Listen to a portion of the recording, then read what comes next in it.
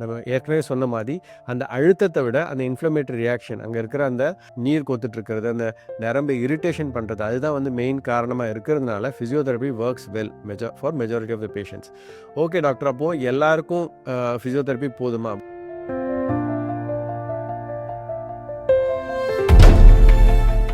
Majority of the time main component of pain, எது முக்கிய காரணம் வலிக்குன்னு பார்த்தீங்கன்னா அந்த அழுத்தத்தை விட இந்த ரியாக்ஷன் தான். கெமிக்கல் ரியாக்ஷன் நடக்குது இல்லையா, அந்த வீக்கம் இருக்கு இல்லையா, அதுதான் வந்து நரம்பு இரிட்டேட் பண்ணி அதிகமாக வலியை ஏற்படுத்தும். ஸ்லிப் டிஸ்கில் எதனால் பெயின் வருது அப்படின்றத தெரிஞ்சுக்கிட்டாலே நான் சொல்கிற விளக்கம் உங்களுக்கு புரியும். ஏன்னா majority of the time natural கோர்ஸில் கிராஜுவலாக அந்த பெயின் தானாகவே சப்சைட் ஆகிடும். அதற்கு நம்ம ஒரு சப்போர்ட்டிவ் ட்ரீட்மெண்ட் கொடுத்தா மட்டும் போதும்.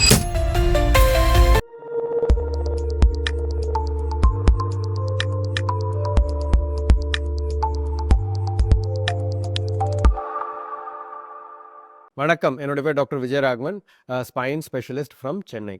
ஸோ போன வீடியோவில் வந்து சர்விக்கல் ஸ்லிப் டிஸ்க் பற்றி பேசியிருந்தேன். அதாவது கழுத்து பகுதியில் வரக்கூடிய டிஸ்க் ப்ரொலாப்ஸ், அதில் என்ன மாதிரியான அறிகுறிகள் இருக்கும் அப்படின்றத பற்றி சொல்லியிருந்தேன். ஸோ இந்த வீடியோவில் அதுக்கு என்ன மாதிரியான சிகிச்சை முறைகள் இருக்குது சர்விக்கல் ஸ்லிப் டிஸ்க் அப்படின்றத பற்றி எக்ஸ்பிளைன் பண்ணலாம். Cervical slip disc one of the common conditions spine specialist கிட்ட பேஷண்ட்ஸ் வரதுக்கான காரணம் பொதுவாக வந்து C5, C6, C7 இந்த ஸ்லிப் டிஸ்க் காமனாக பார்க்கலாம். ஸோ ப்ரீவியஸ் வீடியோவில் என்ன மாதிரியான சிம்டம்ஸ் இருக்குன்னு சொல்லியிருந்தேன். ஸோ இந்த வீடியோவில் வந்து அதற்கான சிகிச்சை முறைகள்.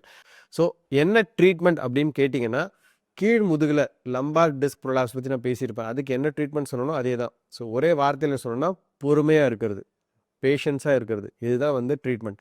என்ன டாக்டர் சொல்கிறீங்க, பொறுமையாக இருக்கிறது எப்படி ட்ரீட்மெண்ட் ஆகும் அப்படின்னு கேட்டிங்கன்னா, எஸ், ஸ்லிப் டிஸ்கில் எதனால் பெயின் வருது அப்படின்றத தெரிஞ்சுக்கிட்டாலே நான் சொல்கிற விளக்கம் உங்களுக்கு புரியும். ஏன்னா majority of the time natural கோர்ஸில் கிராஜுவலாக அந்த பெயின் தானாகவே சப்சைட் ஆகிடும். அதற்கு நம்ம ஒரு சப்போர்ட்டிவ் ட்ரீட்மெண்ட் கொடுத்தா மட்டும் போதும். ஸோ எதனால் பெயின் வருது? ஸோ முதல்ல என்ன ஆகுது, ஸ்லிப் டிஸ்கில் உங்களுடைய ஜவ்வு விலகி பக்கத்தில் இருக்கக்கூடிய அந்த நரம்பில் அழுத்தம் கொடுக்குது. ஸோ அந்த நரம்பு வந்து ஒரு சின்ன துளை வழியாக வெளியேறும் கழுத்துல இருந்து.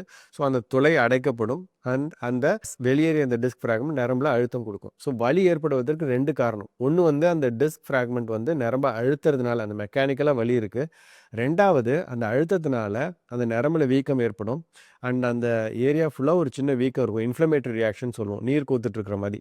ஸோ வீக்கம் ஒரு காரணம், அழுத்தம் ஒரு காரணம். ஸோ கையை இடிச்சுக்கிட்டா எப்படி வீங்குதோ அதே மாதிரி அந்த இடத்துல ஒரு இன்ஃப்ளமேட்டரி ரியாக்ஷன் இருக்கும், வீக்கம் இருக்கும். So majority of the time main component of pain, எது முக்கிய காரணம் வலிக்குன்னு பார்த்தீங்கன்னா அந்த அழுத்தத்தை விட இந்த ரியாக்ஷன் தான். கெமிக்கல் ரியாக்ஷன் நடக்குது இல்லையா, அந்த வீக்கம் இருக்கு இல்லையா, அதுதான் வந்து நரம்பு இரிட்டேட் பண்ணி அதிகமாக வலியை ஏற்படுத்தும்.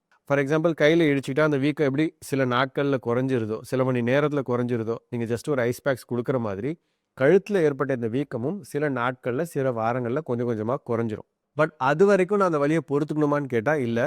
அதுக்கு தான் சப்போர்ட்டிவாக இந்த ஃபிசியோதெரப்பி மொடாலிட்டிஸ் இருக்குது. ஸோ ஃபிசியோதெரப்பி மொடாலிட்டிஸ் என்ன பண்ணுவோம், ஸோ IFT, அல்ட்ராசோனிக்ஸ், டயத்தெரமி, அந்த மாதிரி நிறைய மிஷின்ஸ் இருக்குது. அது மூலமாக ஹீட் வேவ்ஸ் கொடுக்கறதுனால அந்த இடத்துல இருக்கக்கூடிய வீக்கம் கம்மியாகும்.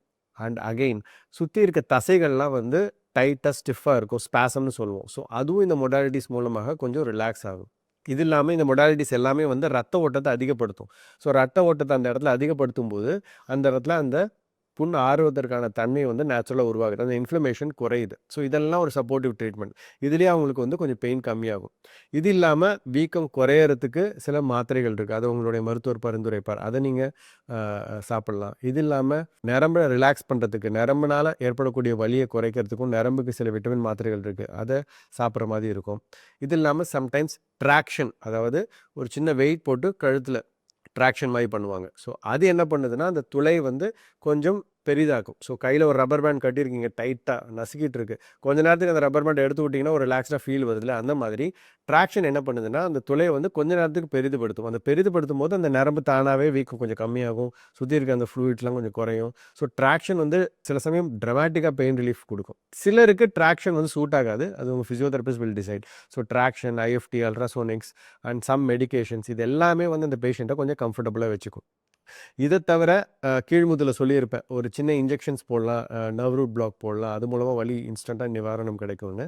ஸோ கழுத்து பகுதியிலையும் cervical nerve root block option இருக்குது. But most of the times அது தேவைப்படுவது கிடையாது. நான் முன்னாடியே சொன்ன இந்த ஃபிசியோதெரபி மொடாலிட்டிஸ் மூலமாகவே மெஜாரிட்டி ஆஃப் த பேஷண்ட்ஸுக்கு அந்த பெயின் சரியாயிடும். நம்ம ஏற்கனவே சொன்ன மாதிரி அந்த அழுத்தத்தை விட அந்த இன்ஃப்ளமேட்டரி ரியாக்ஷன், அங்கே இருக்கிற அந்த நீர் கொத்துட்டு இருக்கிறது, அந்த நரம்பை இரிட்டேஷன் பண்ணுறது, அதுதான் வந்து மெயின் காரணமாக இருக்கிறதுனால physiotherapy works well for majority of the patients. Okay doctor, அப்போது எல்லாருக்கும் ஃபிசியோதெரபி போதுமா? பட் நாங்கள் கேள்விப்பட்டிருக்கோமே சிலருக்கு கழுத்தில் ஸ்லிப் டிஸ்க் இருந்துச்சு, அறுவை சிகிச்சை செஞ்சாங்க அப்படின்னு. அது யார் அப்படின்னு கேட்டிங்கன்னா, நான் மேற்கூறிய இந்த ஃபிசியோதெரபி மொடாலிட்டிஸ் எதுவுமே சுத்தமாக ஒர்க் அவுட் ஆகலை, பயங்கர பெயின்ஃபுல்லாக இருக்குது அப்படின்னாலோ, இல்லை இதை கம்ப்ளீட்டாக ட்ரை பண்ணியாச்சு, சில வாரங்கள் ஆயிடுச்சு, 4 வாரம் 8 வாரம் இல்லை சில மாதங்கள் வரைக்கும் ட்ரை பண்ணியாச்சு, இருந்தாலும் என்னோடய வழியில் பெருசாக நிவாரணம் இல்லை அப்படின்னு சொன்னாலோ, அல்லது முதல்லையே அழுத்தத்தினால அவங்களுக்கு கைகளில் வீக்னஸ் பலவீனம் இருந்தாலோ, கைகள் மடக்குவதிலோ நீட்டுவதிலோ இதெல்லாம் வந்து கொஞ்சம் வீக்னஸ் இருந்துச்சுன்னா அவங்களுக்கு அறுவை சிகிச்சை தேவைப்படுமே தவிர, most of the time first step is always physiotherapy. And நான் ஏற்கனவே சொன்ன மாதிரி பொறுமை காத்தல், அதாவது அந்த ஃபிசியோதெரப்பி ஒர்க் ஆகிற அந்த சில நாள் சில வாரம் வரைக்கும் அவங்க பொறுமையாக இருந்தாலே நேச்சுரலாகவே அந்த வலி குறையும்.